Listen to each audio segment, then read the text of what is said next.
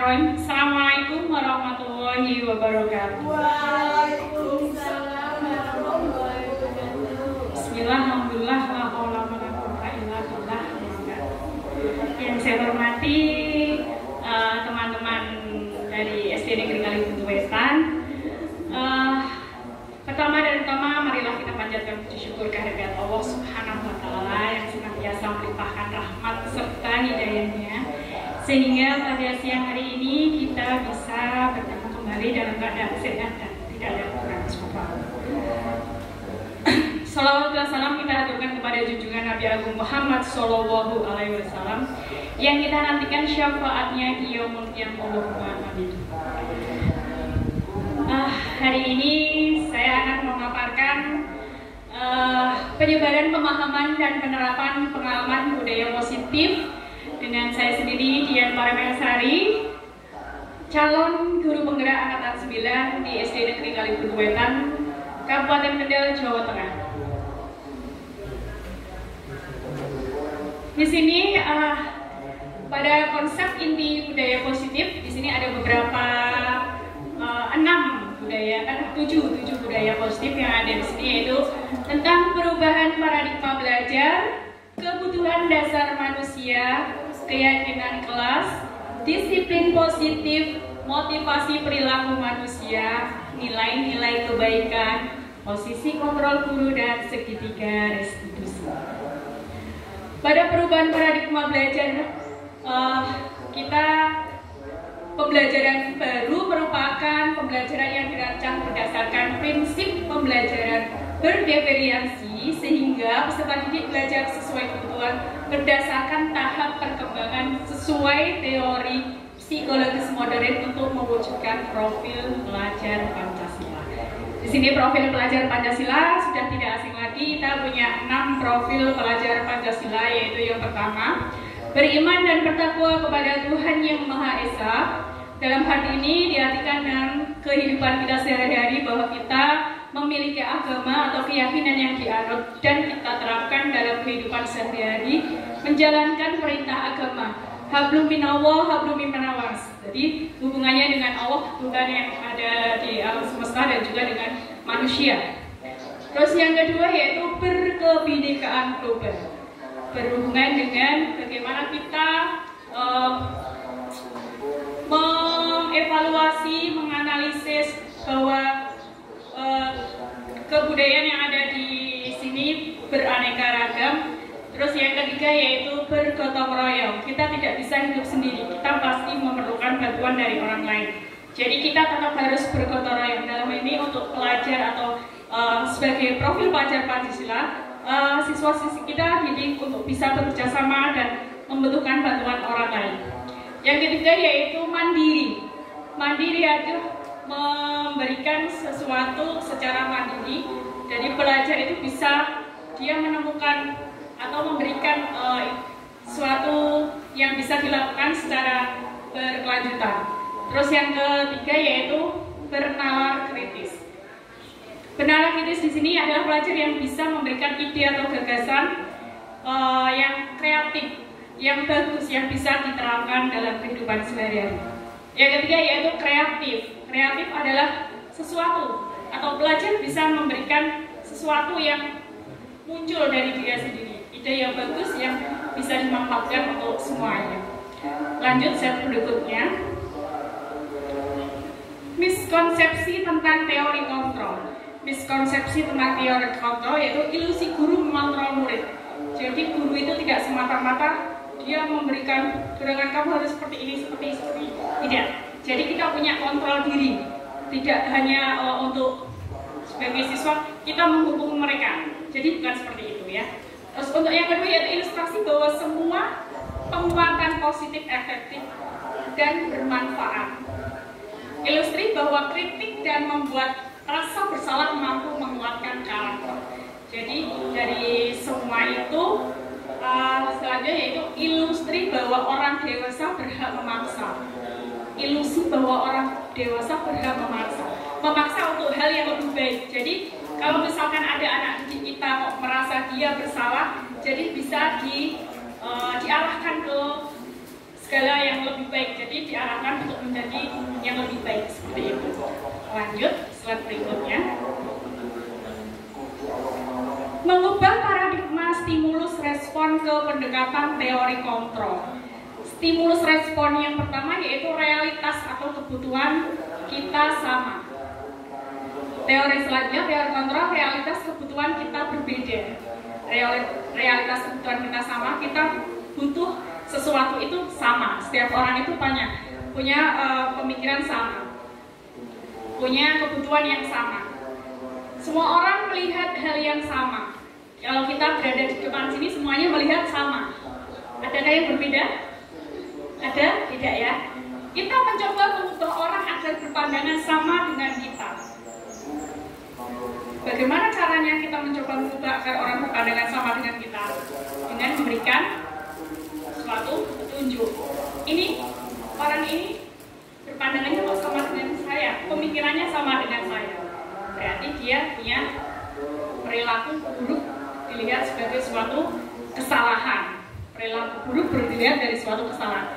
Jadi kalau berbuat salah, perilakunya buruk, berarti kita harus bisa membenarkan seperti itu. Orang lain bisa mengontrol saya.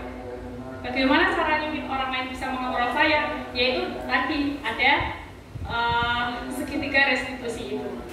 Saya bisa mengontrol orang lain. Bagaimana caranya? Dengan memberikan hukuman, dengan memberikan konsekuensi. Pemaksaan ada pada saat bujukan gagal. Kalau kita dipaksa, dirayu dengan membujuk, nanti kalau kamu berani, ini saya punya sesuatu, nanti kalau saya buka, kamu akan saya berikan hadiah. Kira-kira apa Bu Titin? Apa yang saya pegang di sini? Apa yang ada dalam tangan saya?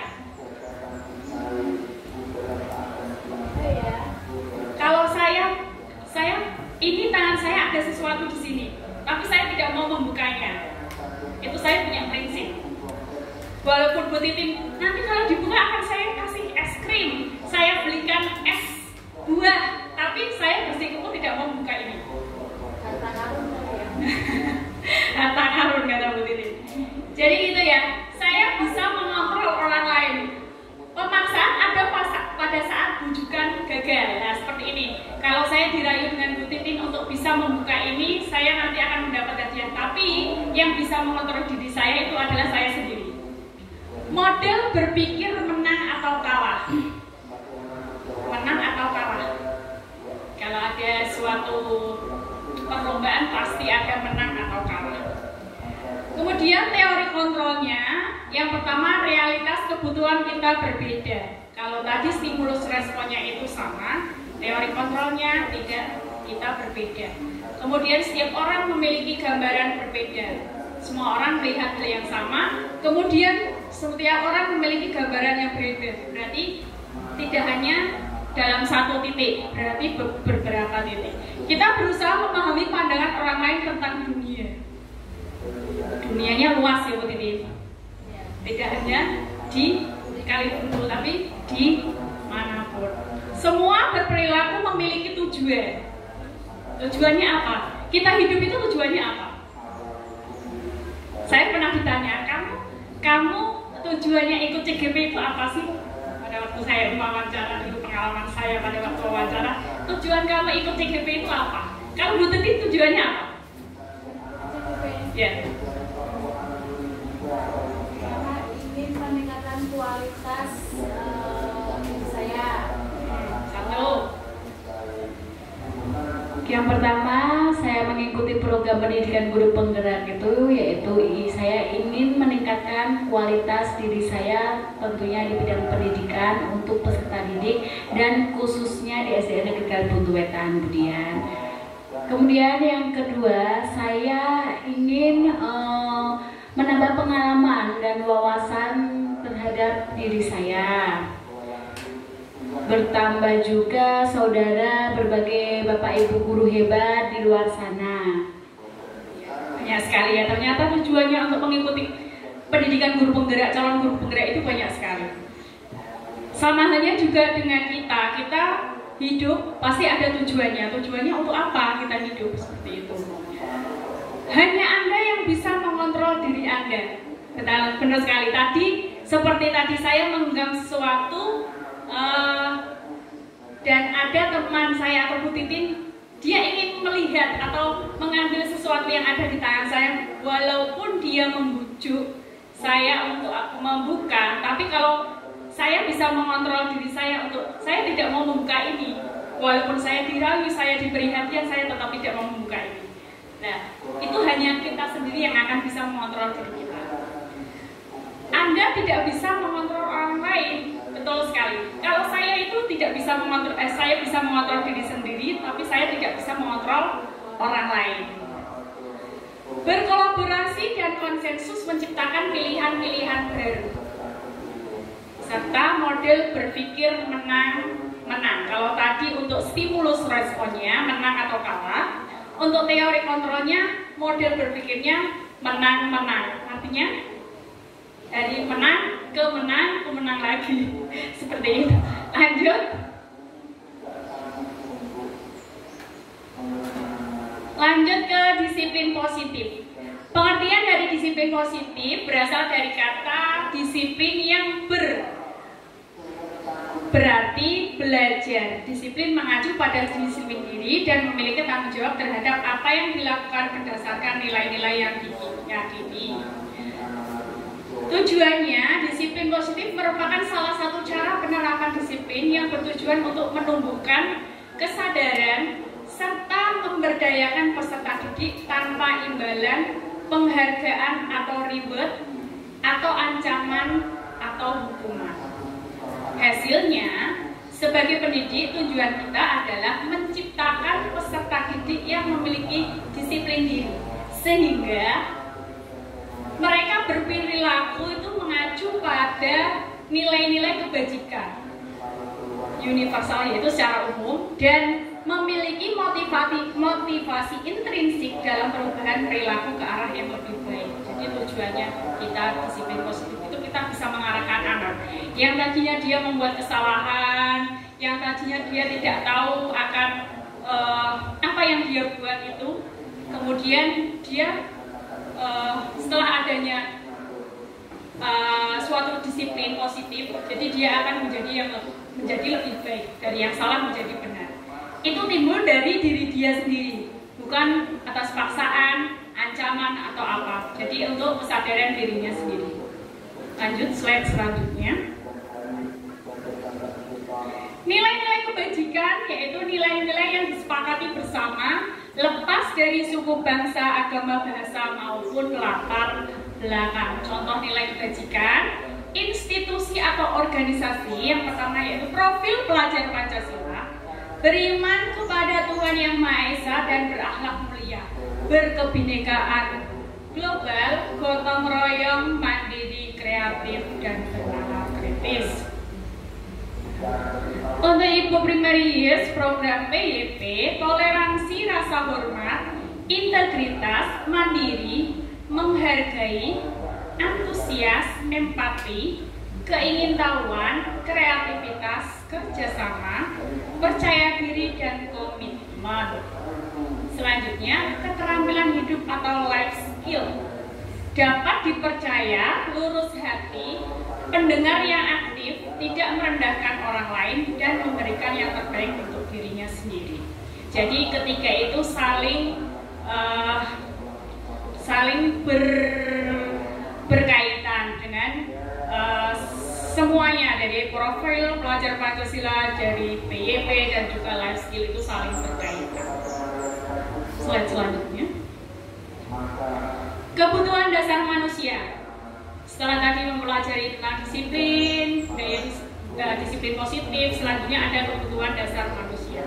Kebutuhan dasar manusia adalah segala sesuatu yang kita lakukan untuk mendapatkan apa yang kita inginkan.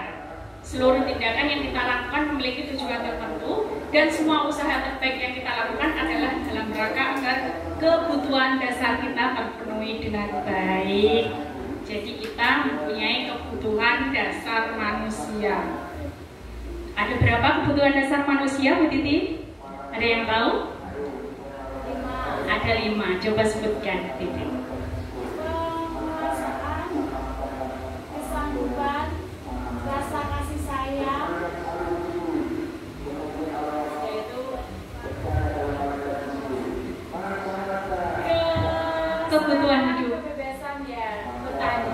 Ya, bertahan hidup kita butuh makan. Nanti akan dilanjutkan ke slide berikutnya. Nah, 5 kebutuhan dasar manusia tadi sudah dibahas. Yang pertama adalah harga diri, keinginan untuk dianggap, memimpin, presentasi, diakui, didengar. Yaitu yang kedua, bermain, humor, antusias, tertawa. Kebutuhan yang selanjutnya adalah makan, pakaian, tempat tinggal, dan kesehatan. Yang keempat, rasa diterima, diperdulikan, berbagi kerjasama, menjadi bagian dari kelompok. Yang kelima yaitu mandiri, memiliki pilihan, mencoba hal baru, mampu mengendalikan arah dirinya. Dari kelima itu semuanya saling berkaitan. Jadi 5 kebutuhan dasar manusia itu untuk bertahan hidup tujuannya. Sama dengan halnya saya untuk bertahan hidup ya perlu makan, tempat tinggal, dan juga kesehatan. Kalau sakit dibawa kemana? Ke rumah sakit. Kalau lapar kita makan, ya betul, makannya tempatnya di warung atau di rumah kalau sudah masak. Yang kedua juga pakaian. Apa kita makan tidak butuh pakaian? Butuh ya. Pakaian juga termasuk kebutuhan kita, serta tempat tinggal. Dan tidak mungkin kita tinggal di bawah jembatan, kan tidak mungkin. Kita tetap tinggal punya rumah, walaupun rumah sederhana seperti gubuk, tapi tetap kalau itu milik kita sendiri itu kita akan merasa nyaman. Selanjutnya,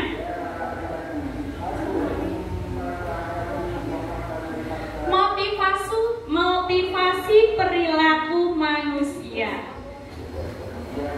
Yang pertama yaitu motivasi ekstrinsik. X berarti di luar, in berarti di dalam. Untuk menghindari ketidaknyamanan atau hukuman, ya. Untuk motivasi ekstrinsik, untuk menghindari ketidaknyamanan atau hukuman. Yang kedua, untuk mendapatkan imbalan atau penghargaan dari orang lain. Siapa yang ingin merasa mendapat imbalan dari orang lain? Seperti saya, tadi dikatakan saya Budian itu suka seperti simbiosis mutualisme. Kalau dapat sesuatu harus mendapatkan imbalan, seperti itu ya. berarti benar kan tadi, untuk mendapatkan imbalan kita memberi, dia menerima, kita memberi, seperti itu ya. Jadi saling berkaitan, saling membutuhkan. Untuk motivasi intrinsik, untuk menjadi orang yang mereka inginkan dan menghargai diri sendiri dengan nilai-nilai yang mereka percaya. Menjadi diri sendiri. Menjadi diri sendiri yang seperti apa? Ya, sifat kita, tingkah laku kita, hanya kita yang tahu. Untuk menjadi orang yang inginkan, menghargai, kita tetap harus menghargai diri sendiri dan juga menghargai orang lain dengan nilai-nilai yang kita punya. Kalau menurut Bapak Ibu, saya mempunyai nilai apa di sini? Kalau saya berbicara di depan seperti ini, berarti kita memiliki nilai seorang pemimpin, berarti manajer ya. Kita sudah berdiri di sini itu sudah menunjukkan rasa apa? Rasa percaya diri, walaupun sempat saya di depan apa saya bisa. Kalau kita tidak berusaha, tidak ada niatan, ya kita tidak akan berdiri seperti ini. Kalau kita sudah niat, ya mau tidak mau kita harus bisa. Dan bagaimana cara kita bisa? Ya kita harus belajar dan mencoba tentunya. Lanjut ke slide selanjutnya, yaitu langkah yang akan dilakukan. Kita punya langkah-langkah. Ya. Yang pertama yaitu hukuman. Mendengar kata hukuman itu suatu sosok yang hukuman, mengerikan istilahnya kalau hukuman. Siapa yang mau dihukum? Setiap manusia itu tidak mau kita mendapat hukuman. Betul Bu Didi? Ya. Kalau bisa itu kita mendapatkan penghargaan atau hadiah, bukan hukuman. Hukuman itu tidak terencana atau tiba-tiba. Murid tidak tahu apa yang akan terjadi atau tidak dilibatkan. Bersifat satu arah, berupaya hukuman fisik atau psikis. Nah, seperti apa? Tidak terencana dan tiba-tiba. ketika dia bersalah langsung dituduh seperti itu. Dia misal mengganggu temannya, tadi siapa yang mengganggu temannya? Contohnya seperti itu, kamu akan mendapat hukuman. Ya seperti itu. Murid tidak tahu apa yang akan terjadi. Karena apa? Begitu dia dipanggil, dia merasa dia didakwa. Kamu bersalah, kamu harus mendapatkan hukuman. Jadi bersifat satu arah, hanya satu yang bisa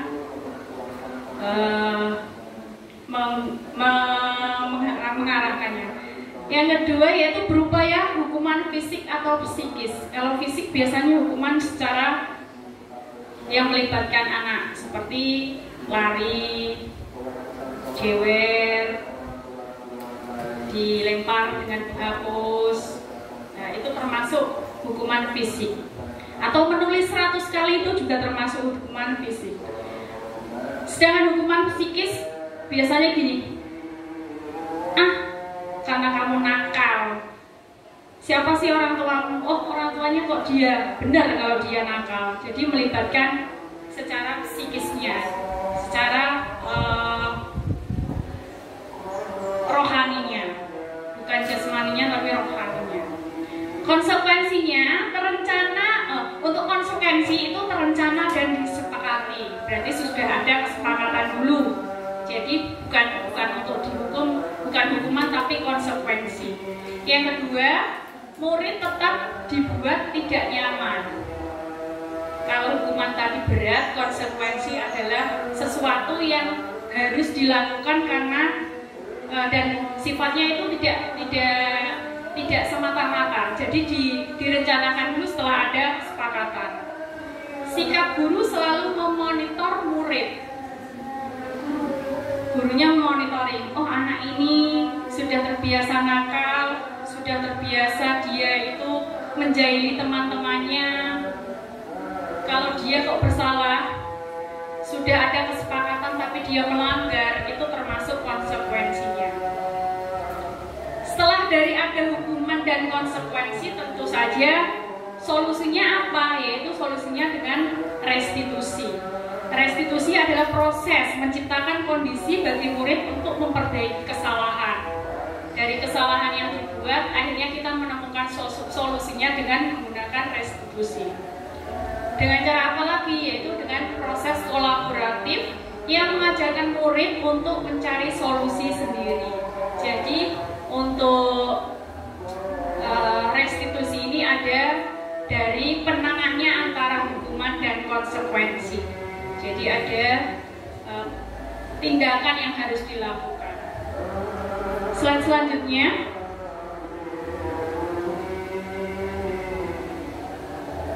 Nah, di sini ada 5 posisi kontrol guru. Ada warna biru, kuning, hijau, merah, dan biru tua. Kalau anak kecil melihatnya warna-warni bagus sekali ya. Tapi di situ ada tulisan yang berisi posisi kontrol guru sebagai teman, sebagai pemantau, sebagai penghukum, sebagai pembuat rasa bersalah, dan yang kelima adalah sebagai manajer. Kira-kira dari kelima itu yang ada pada Bapak Ibu semuanya, posisi mana? Coba Bu Titi.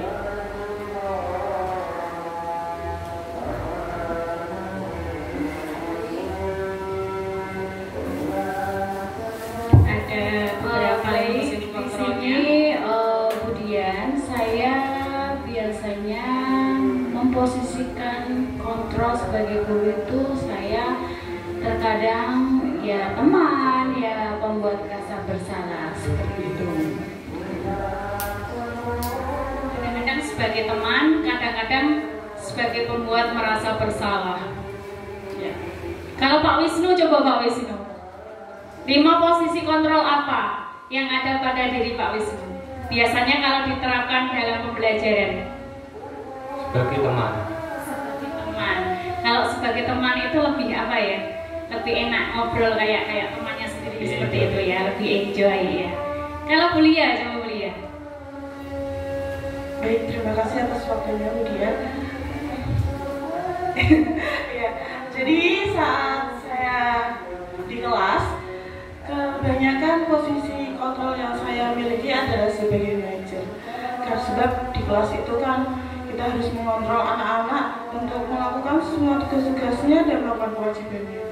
Untuk di luar kelas mungkin saya bisa memposisikan diri saya menjadi posisi kontrol guru, teman, begitu kemudian. Terima kasih. Jadi kalau kuliah gini pendapatnya, bisa mengkondisikan ya.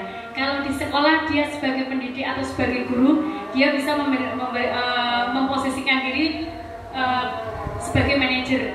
Karena di sini ada batasan antara guru dan siswa, seperti itu ya. Kalau di luar sekolah itu sudah lain lagi, bisa menjadi teman. Contohnya menjadi teman curhat, teman ngobrol, teman ngopi, kan seperti itu. Walaupun kalau di sekolah itu dia sebagai guru, dia harus dihormati. Kalau di luar itu ya tetap ada sebagai guru juga harus dihormati, tapi nuansanya atau suasananya itu lebih santai ya. Betul sekali Bu Lia. Kalau Bu Uswatem sendiri apa ya Bu Lia? 5 posisi kontrol yang ada. Kalau saya yang saya terapkan mungkin saya lebih dominan pada posisi kontrol sebagai teman, Bu. Karena selama ini kan saya belum mengetahui ternyata posisi teman itu dampaknya kurang tepat. Jadi posisi yang dominan yang saya lakukan di kelas saya sebagai teman. Terima kasih dari saya. Iya, terima kasih Bu Us. Jadi Bu Us memposisikan diri, memposisi kontrolnya sebagai teman, gitu ya. Biasanya gini, kalau di kelas-kelas tinggi, karena dia sudah lingkupnya itu dia sudah berpikirnya lebih dewasa, itu dia bisa menjadi teman. Tapi kalau di kelas rendah seperti saya ini, kalau untuk teman dia menganggapnya malah seperti ibunya. Bu, bukain, Bu, pensilnya enggak punya, Bu, ini gimana caranya, Bu, enggak bisa nulis. Nah, ini yang membuat kita kalau sebagai teman itu dia terlalu istilahnya dia tidak mandiri, jaga seperti itu ya. Jadi gurunya harus apa-apa bilang, apa-apa bilang, apa-apa laporan. Biasanya kalau di kelas rendah seperti itu. Tapi pada waktu diterapkan sebagai manajer, karena kita sebagai pendidik ada batasan antara siswa dan guru, kita lebih dihormati, kita lebih istilahnya di sekolah ada sosok yang harus dipanut, yang harus diikuti. Jadi kita juga bisa membatasi mereka, tidak hanya sebagai teman, tapi kalau sebagai manajer dia akan lebih disebut sebagai pemimpin. Jadi memimpin tidak hanya di depan, tapi memimpin untuk segalanya. Dari hal-hal kecil pun, kalau manajer berarti kan dia bisa mengarahkan, menjadi contoh. Seperti itu. Lanjut ke slide selanjutnya. Dari semua 5 posisi kontrol, di sini saya menerapkan 5 posisi kontrol saya sebagai guru dengan kasus siswa membuang sampah sembarangan pada saat menuju kelas karena terburu-buru. Itu terjadi pada kelas saya. Jadi pada waktu istirahat itu dia jajan, terus dia di depan mata saya sendiri dia membuang sampah sembarangan karena dia terburu-buru ingin makan. Terus kebetulan saya melihat dan anak tersebut saya panggil dan saya bilang sama dia, tidak boleh masuk kelas sebelum membersihkan sampah di depan kelas. Ya, posisi kontrol yang saya lakukan adalah saya sebagai penghukum. Jadi kayak keras, tidak boleh masuk kelas sebelum membersihkan sampah di depan kelas. Dari hal dia membuang sampah satu, tapi berimbas ke untuk membersihkan semuanya. Terus yang selanjutnya, beberapa kali ibu guru bilang sama kamu selalu mengecewakan bapak ibu guru. kecewa. Sudah ada peraturan, itu pun tidak hanya di sekolah, kalau membuang sampah itu harus pada tempatnya, yaitu tempat sampah. Kira-kira kalau beberapa kali ibu guru bilang sama kamu, kamu selalu mengecewakan, itu termasuk 5 posisi kontrol sebagai pembuat merasa bersalah.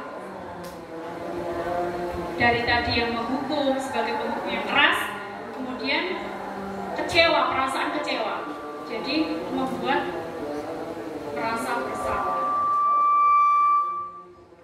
Selanjutnya yaitu contoh penerapan 5 posisi kontrol selanjutnya sebagai teman. Ayo dong, ikuti aturan, tolong bantu bapak ibu. Sekali ini saja, ya sudah, tidak apa-apa. Lain kali jangan sampai berbuat seperti itu lagi. Jadi posisi kontrol ini sebagai teman, dia pelan-pelan ngomongnya, halus, merayu. Itu posisi kontrol sebagai teman. Ayo dong, jangan kayak itu. Nanti saya berimbas ke dimarahin sama bapak kepala sekolah kalau kamu tidak membersihkan ini, kalau kamu tidak mentaati peraturan ini. Itu sebagai teman, ngomongnya secara halus. Yang selanjutnya yaitu pemantau. Kamu sudah melanggar peraturan sekolah, kamu tahu konsekuensinya.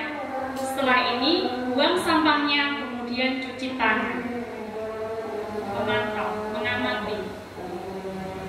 Sudah melanggar, tapi diarahkan ke yang lebih baik.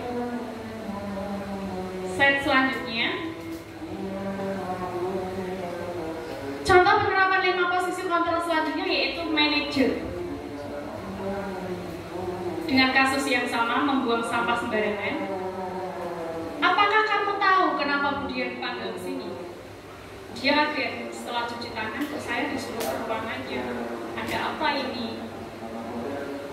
Nah, kira-kira membuang sampah itu merugikan tidak? Menurut Bapak Ibu, membuang sampah itu merugikan tidak? Merugikan ya. Selain kelas menjadi kotor, lingkungan sampah berserakan, itu juga merugikan kita semua. Tidak hanya diri sendiri, tapi juga orang lain dan lingkungan sekitar. Sudahkah membuat keyakinan kelas bersama? Jawabannya harusnya sudah, karena membuat keyakinan itu tidak hanya sendiri, tapi kesepakatan dari semua siswa. Bagaimana kamu memperbaiki kesalahan kamu? Setelah membuat kesalahan, tentu saja ada permintaan maaf. Tidak akan mengulangi lagi. Yang namanya salah ya tidak boleh diulangi lagi. Harus introspeksi diri. Oh, salahku tadi apa? Saya harus bagaimana? Apakah kamu sudah menemukan solusi? Jawaban dari siswa adalah, Bu, seandainya di kelas diberikan tempat sampah bagaimana? Jadi saya tidak perlu membuang sampah di luar. Kita punya sampah di kelas. Kalau saya terburu-buru, kalau saya lapar, saya makan jajan, saya buang di kelas. Nanti di kelas ada petugas regu piket, jadi bisa dilaksanakan bersama-sama sesuai dengan jadwalnya. Dari yang kalau di sampah di luar kan biasanya diambil sama penjaga sekolahnya, tapi kalau di dalam itu sudah tanggung jawab karena kita membuat kesepakatan atau keyakinan kelas menjaga kebersihan lingkungan, jadi sampahnya bisa dibuang di luar sesuai dengan jadwal piketnya. Lanjut.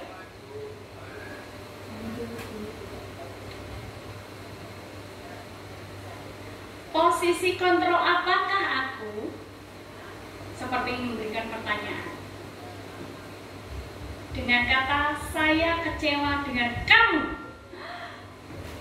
Kaget saya Budian.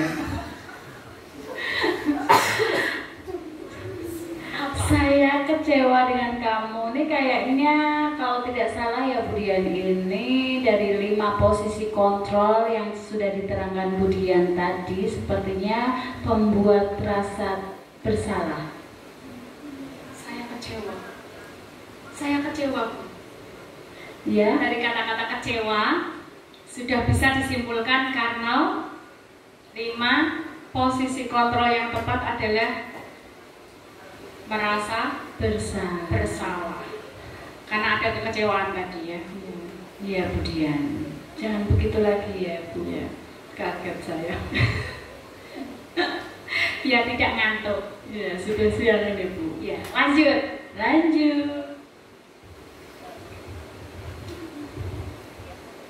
Posisi kontrol apakah aku? Ya, kontrol. Kamu tidak pernah benar melakukannya.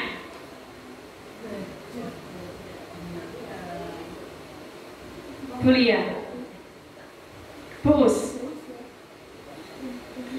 Posisi kontrol untuk kalimat kamu tidak pernah benar melakukannya. Pembuat merasa bersalah mungkin bisa direvisi. Kamu tidak pernah benar melakukannya. Berarti dianggapnya dia salah terus.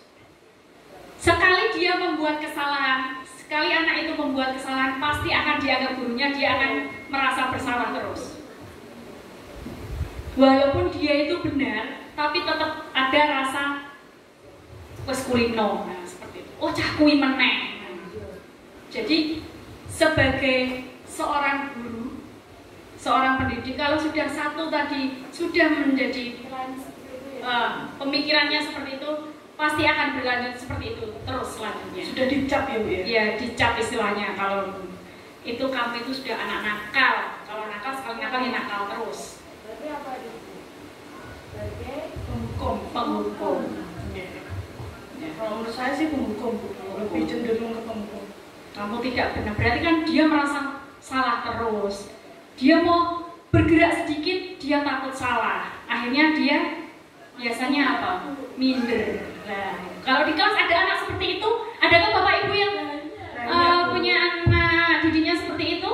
Kelas 4 bermacam-macam. Nah, terutama anak-anak kelas tinggi biasanya dia bersikap seenaknya sendiri.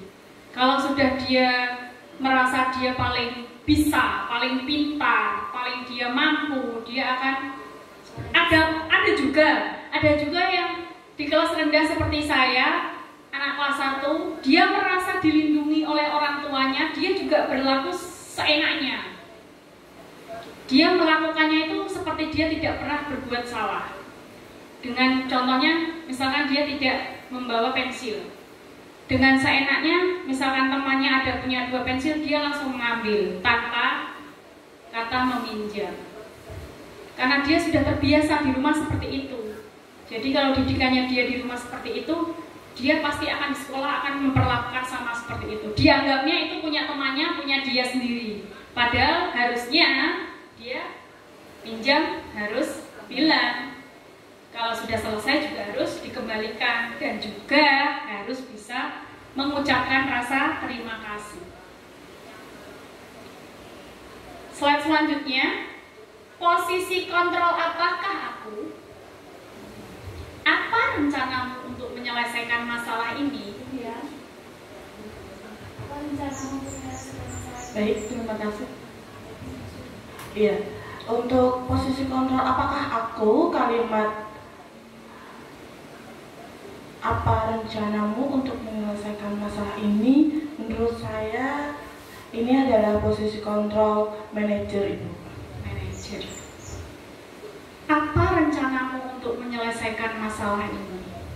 Setelah tadi dia berbuat salah, membuang sampah sembarangan, sebagai seorang manajer, dia memberikan arahan. Istilahnya seperti, rencanamu setelah ini apa?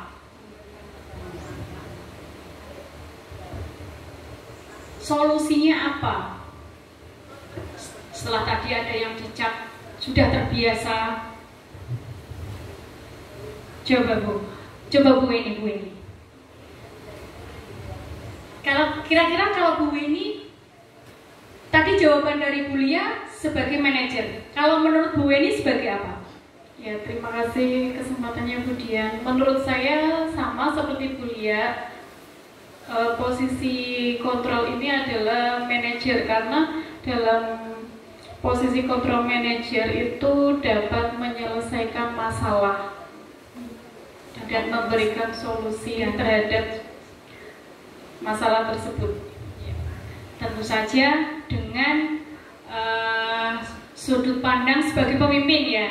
Bagaimana sih permasalahan ini selesai kalau dia membuat kesalahan? Jadi perlu rencana, planning ke depannya. Kalau solusinya membuang sampah sembarangan berarti kan berkaitan dengan kebersihan. Berarti solusinya satu, harus ada tempat sampah. Yang kedua, dibiasakan anak dari kecil bukan hanya di sekolah, tapi penerapannya bisa juga dilakukan di rumah. Kalau di rumah dia itu menjaga kebersihan, tidak hanya kebersihan lingkungan, tapi menjaga kebersihan diri sendiri seperti mandi sehari, gosok gigi, itu kan termasuk membersihkan diri sendiri. Kalau dia sudah terbiasa seperti itu, di sekolah pasti akan penerapannya juga sama. Dia akan menerapkan kebiasaan menjaga lingkungannya, menjaga kebersihan diri, menjaga kebersihan lingkungannya.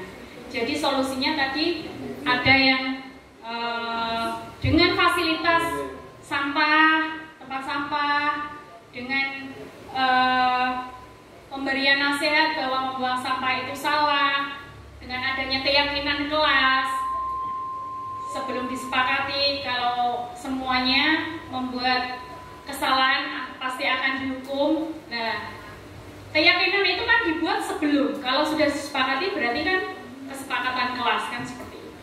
Jadi untuk posisi kontrol ini, apa rencanamu untuk menyelesaikan masalah, yaitu sebagai manajer. Slide selanjutnya.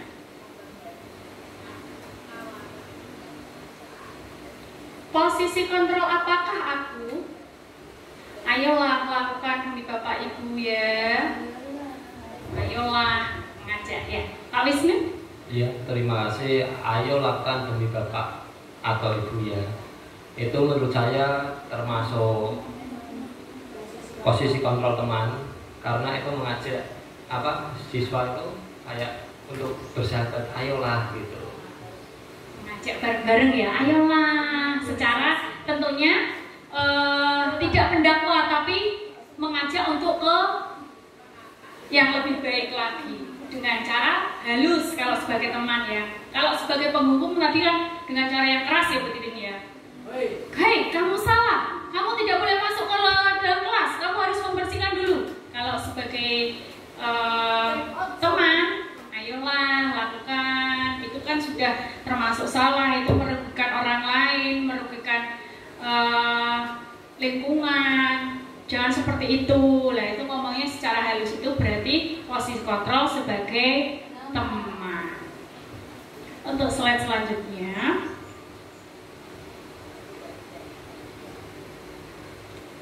Posisi kontrol apakah aku? Kamu tidak pernah mendapat nilai jika tidak mengerjakan tugas. Kira-kira apa bukti itu? Kamu tidak pernah mendapat nilai. Berarti hukumannya berat, ancaman ya? Iya, menurut saya ini Bu, kalau kamu tidak pernah mendapat nilai jika tidak mengerjakan tugas, berarti kan itu sebuah ancaman Bu. Ya, betul sekali. Iya, berarti ya hukuman ini, termasuk hukuman verbal, misalkan dengan kalimat-kalimat itu anak sudah merasa terancam Bu. Bukan konsekuensi ya? Kamu tidak pernah mendapat nilai jika tidak mengerjakan tugas. Kan yang ditanya posisi kontrolnya. Iya, betul ya. Saya menambah jawaban begitu Bu. Kalau menurut saya itu adalah posisi kontrol, bukan hukuman Bu. Ini Bu yang tadi merasa bersalah. Ya. Kalau kamu tidak, dari kata kamu tidak pernah mendapat nilai jika tidak mengerjakan tugas, berarti kan ancaman. Jadi dia merasa kalau saya tidak mengerjakan tugas ini, saya tidak akan mendapat nilai. Salah, betul kan? Mau bergerak dia dibatasi. Tapi kalau tidak mengerjakan tugas ya tidak akan dapat nilai. Ya betul itu. Kamu tidak pernah mendapat nilai jika tidak mengerjakan tugas. Jadi untuk posisi kontrol apakah aku, ini bisa disimpulkan membuat merasa bersalah. Ya. Keyakinan kelas. Mengapa keyakinan kelas bukan peraturan kelas? Dapat disimpulkan tadi. Peraturan bersifat umum. Sedangkan keyakinan kelas kita dilakukan berdasarkan kesepakatan bersama-sama. Peraturan jika dilanggar dia akan mendapatkan sanksi atau hukuman. Sedangkan keyakinan kelas atau kesepakatan kelas kalau dia melanggar akan mendapatkan konsekuensinya. Dari hukuman dan konsekuensi bisa diatasi dengan membuat segitiga restitusi. Slide selanjutnya. Nah, untuk pembentukan keyakinan kelas itu ada langkah-langkahnya, yaitu berupaya pernyataan universal, yaitu secara umum, bersifat abstrak, nyata. Sedikit saja biar tidak diingat, biar mudah diingat. Tidak perlu punya banyak kata-kata. Tidak boleh, jangan.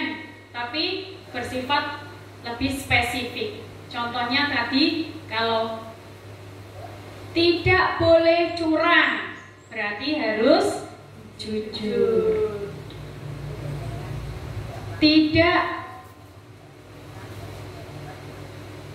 Tidak boleh ngantuk, harus fokus. Pinter betul ya. Apalagi keyakinan kelas dibuat dalam pernyataan positif. Jadi bukan negatif tapi positif pernyataannya, mengarahkan untuk menjadi lebih baik sesuai dengan kondisi kelas dan sekolah sehingga mudah diterapkan. Contohnya, kalau di kelas itu sudah diterapkan keyakinan kelasnya, tidak boleh ngobrol pada saat pembelajaran. Kalau mau bertanya boleh, berarti kesepakatannya pada saat pembelajaran boleh mengajukan pertanyaan.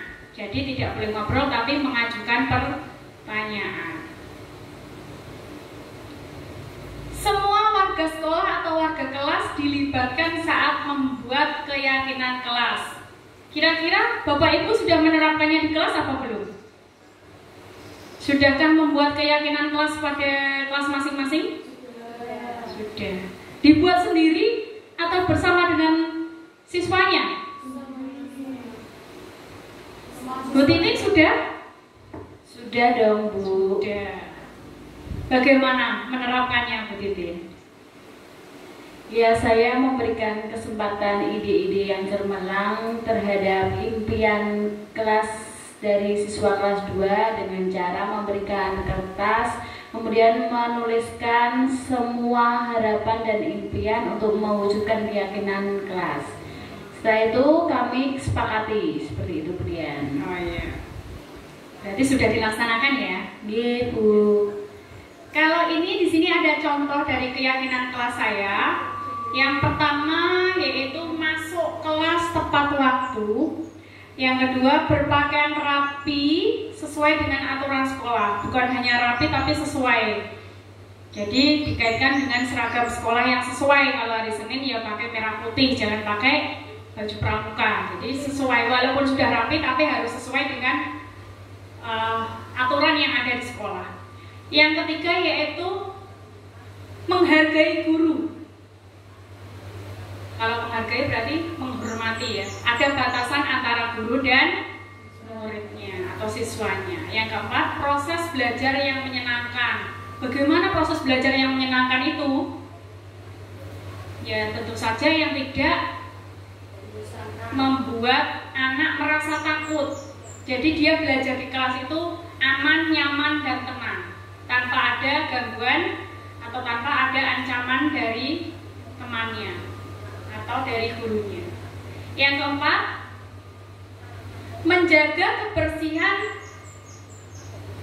sekolah, kelas dan sekolah. Jadi tidak hanya di kelas saja lingkungannya bersih, tapi juga di sekolah. Berarti lingkupnya satu sekolah, tidak hanya di kelas. Yang keenam, mengembalikan barang pada tempatnya setelah selesai digunakan. Jadi anak-anak kelas 1 kalau sudah selesai menggunakan barang, misalkan contoh dia meminjam buku, ya harus dikembalikan sesuai dengan tempatnya. Yang ketujuh, berbicara yang baik dan sopan. Biasanya kalau sesama temannya seringkali dia tidak memanggil temannya dengan sebutan nama, tapi sebutan lain atau koyok-koyokan, membuli. Tapi di sini berbicara yang baik dan sopan tidak hanya dilakukan pada temannya, juga kepada bapak ibu guru. Slide selanjutnya, segitiga restitusi. Nah, suatu dialog yang dijalankan oleh guru agar dapat menghasilkan murid yang mandiri dan bertanggung jawab. Dari segitiga restitusi ini ada validasi tindakan yang salah, menstabilkan identitas, menanyakan keyakinan, semuanya terangkum dalam segitiga restitusi.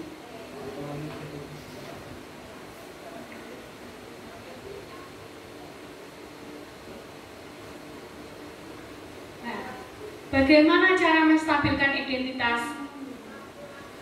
Berdasarkan prinsip membuat kesalahan adalah bagian dari proses pembelajaran. Semuanya itu pasti mengalami yang namanya berbuat salah.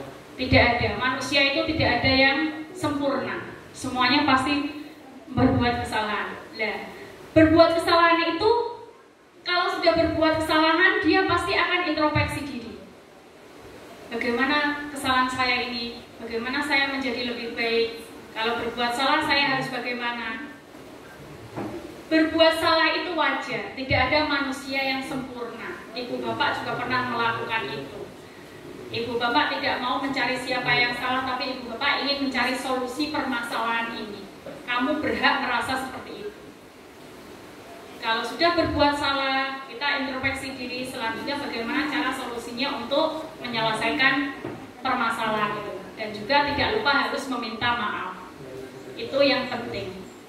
Yang kedua yaitu validasi tindakan yang salah. Validasi tindakan yang salah. Berdasarkan prinsip perilaku, berupaya memenuhi sesuatu kebutuhan tertentu. Kamu pasti punya alasan mengapa melakukan hal itu. Padahal kamu bisa melakukan hal buruk dari ini. Kamu patut berbangga karena telah melindungi sesuatu yang penting buatmu. Kamu melakukannya karena mempertahankan sesuatu yang penting bagimu. Itu termasuk validasi tindakan yang salah. Kalau sudah ada validasi tindakan yang salah, kemudian membuat keyakinan.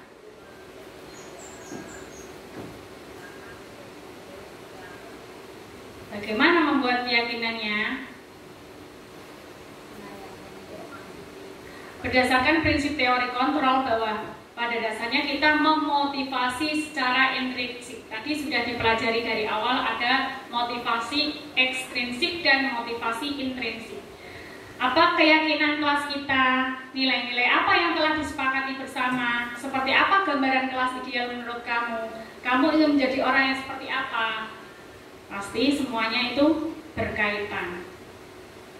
Tadi sudah saya tuliskan untuk keyakinan di kelas 1 ada 7. Jadi itu yang perlu disepakati dan dilaksanakan bersama-sama.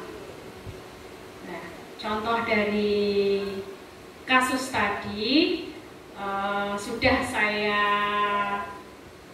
terapkan menggunakan segitiga restitusi tentang permasalahan dan sudah ada solusinya atau pemecahan masalahnya. Di sini ada video ketika saya memanggil siswa yang membuat salah dengan membuang sampah sembarangan.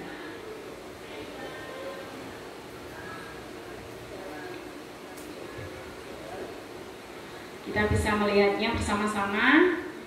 Ini saya mengajak siswa untuk berdiskusi tentang kesalahannya.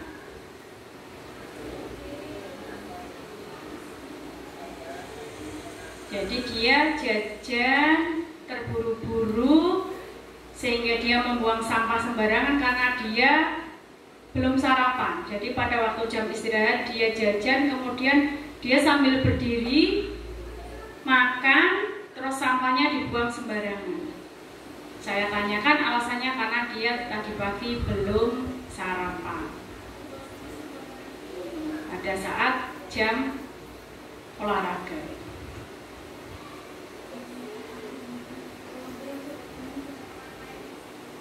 Setelah tadi validasi tindakan, sekarang menstabilkan identitas.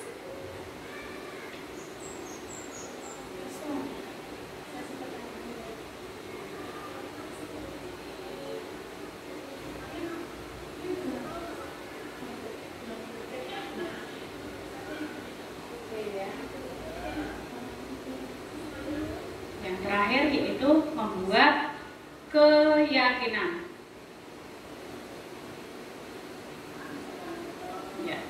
Sebelum ditutup, saya membuka sesi pertanyaan untuk Bapak Ibu. Monggo yang bisa diterapkan dengan kaitannya dengan pengalaman Bapak Ibu pada waktu di kelas. Monggo, bisa dari Bu Titin atau yang lainnya. Ya, langsung Bu Titin. Baik, terima kasih atas kesempatannya Bu Dian. Mohon izin saya di sini akan bertanya mengenai paparan yang sudah disampaikan Bu Dian. Sebelumnya saya mengapresiasi sudah luar biasa sekali terhadap paparan yang Bu Dian sampaikan ya Bu ya. Terima kasih. Kemudian langsung saja saya ingin bertanya Bu Dian mengenai posisi kontrol. Tadi kan ada 5 yang Bu Dian sebutkan. Nah, menurut Bu Dian yang paling baik atau the best lah, yang paling prioritas. Ya, prioritas yang bisa diterapkan di SDN Negeri Kalibuntu Wetan dan supaya Bapak Ibu guru ini juga dapat menerapkannya di sini. Baik, begitu saja Bu Dian, terima kasih. Ya, terima kasih pertanyaannya Bu Titin, sangat bagus sekali ya. Tadi pertanyaannya bagaimana atau posisi kontrol mana yang lebih atau prioritas yang lebih menonjol untuk kemajuan di SD Negeri Kalibuntu Wetan ya. Karena Bapak Ibu di SD Negeri Kalibuntu Wetan adalah calon-calon guru penggerak atau calon pemimpin dan guru-guru yang luar biasa. Itu kalau menurut saya adalah sebagai manajer yang nantinya bisa diterapkan setelah mengikuti pendidikan guru penggerak ini. Dia akan bisa menjadi seorang manajer atau pemimpin. Dia akan terbiasa menghadapi kasus-kasus jangankan di SD Kalibuntu Wetan, mungkin ada kasus lain yang di luar SD Kalibuntu Wetan, dia bisa memecahkan masalahnya. Berarti dia adalah seorang pemimpin yang baik, seorang pemimpin yang bisa dipanuti atau seorang pemimpin yang memberikan contoh yang baik dan bisa diikuti oleh semua anggotanya seperti itu.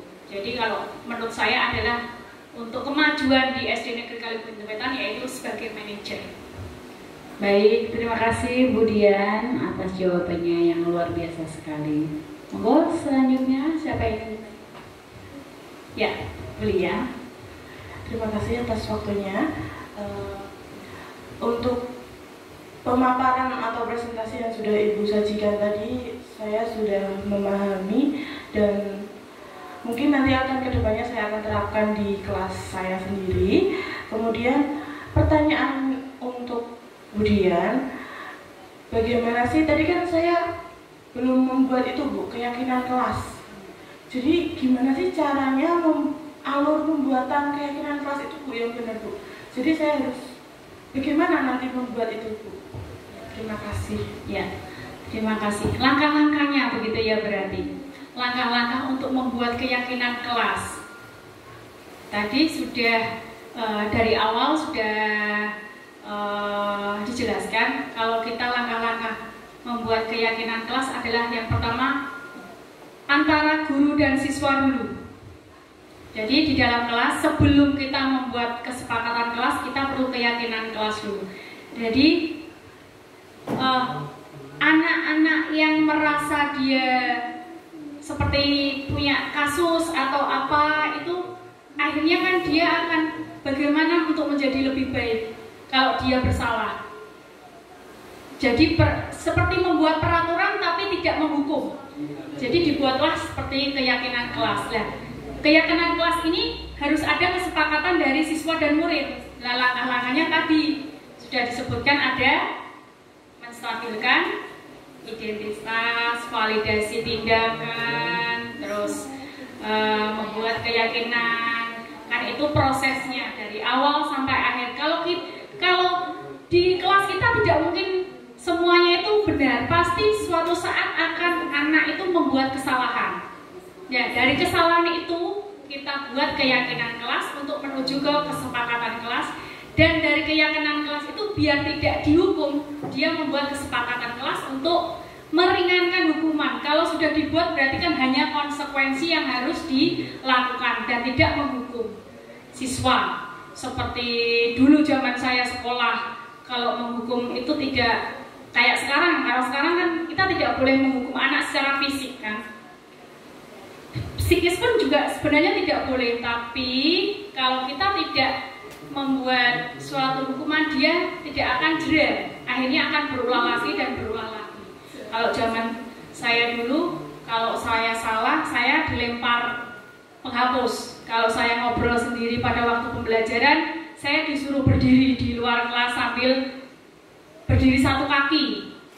Saya tidak boleh istirahat dulu sebelum menyelesaikan tugasnya. Kalau tidak membuat PR, tidak boleh masuk kelas. Nah, itu zaman saya dulu pada waktu sekolah. Kalau sekarang, karena sekarang sudah ada kesepakatan kelas, sudah ada keyakinan kelas, dan itu diterapkan pada kelas masing-masing, itu akhirnya akan membuat dia merasa kalau aku seperti ini tuh aku salah, aku akan mendapatkan konsekuensinya. Jadi dibuatlah keyakinan kelas untuk menuju ke kesepakatan kelas. Seperti itu Bu ya. Ada lagi pertanyaannya?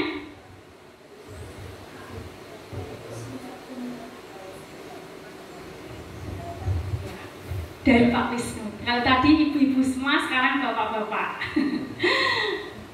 Ya, terima kasih. Dari paparan tadi saya ingin menanyakan itu bagaimana cara membuat keyakinan kelas yang cocok untuk apa? Bagaimana? Oh, mungkin bisa disambung sama Bu Weni. Bagaimana cara membuat keyakinan yang pas gitu ya, yang bisa diterapkan di kelasnya gitu ya. Mungkin Bu Deni bisa menambahi lagi. Ya, untuk tadi langkah-langkah keyakinan kelas kan tadi sudah dijawab oleh Bu Dian. Nah, saya akan menambahkan satu pertanyaan, boleh Bu Dian? Boleh sekali. Ini tentang segitiga restitusi. Nah, bagaimana sih Bu langkah-langkah untuk segitiga restitusi? Langkahnya ya, langkah segitiga restitusi. Mungkin bisa dilihatkan slide yang sebelumnya Bu Dini. Nah, di situ ada validasi tindakan yang salah, menstabilkan identitas dan menanyakan keyakinan. Langkah-langkahnya tadi sudah saya sebutkan. Bagaimana caranya, yaitu kita membuat rinciannya atau rangkumannya. Bagaimana cara menstabilkan identitas berbuat salah itu seperti ini, bahwa itu harusnya tidak dilakukan. Terus kami kamu berhak seperti itu, tapi ada alurnya, ada jalannya, itu termasuk dari menstabilkan identitasnya itu. Terus kemudian kita buat dari validasi tindakannya tadi. Setelah kamu berbuat salah, apa yang harus saya lakukan untuk menjadi yang lebih baik, itu kamu patut istilahnya kamu atas dasar apa kamu melakukan seperti ini, nah seperti itu, kamu itu apa alasannya. Nah itu perlu dilakukan validasi, istilahnya mengorek sebelum melakukan tindakan tadi itu ada alasannya. Kalau tadi misalkan kalau lapar, berarti kebutuhan diri dia manusia adalah merasa kita hidup butuh makan. Jadi bisa dikaitkan tadi dengan membuang sampah itu, dia karena terburu-buru, dia pengen makan karena dia lapar, jadi dia membuat kesalahan, yaitu dari alasan tadi disebut dengan validasi tindakannya. Setelah itu selesai, baru kita menanyakan keyakinannya, kamu itu berbuat seperti itu salah atau benar? Sudahkah di kelas kamu sudah ada keyakinan kelas? Nah seperti itu, berarti kan ada runtutannya dari awal sampai akhir. Jadi dibuatnya segitiga restitusi itu untuk mengetahui dari tahapan awal permasalahannya, alasannya apa, kemudian solusinya bagaimana. Itu yang bisa saya sampaikan Bu Eni. Ya, sampun nggih, bisa dilanjutkan. Alhamdulillah sudah pada sesi penutup. Saya mengucapkan terima kasih atas partisipasi Bapak Ibu semua.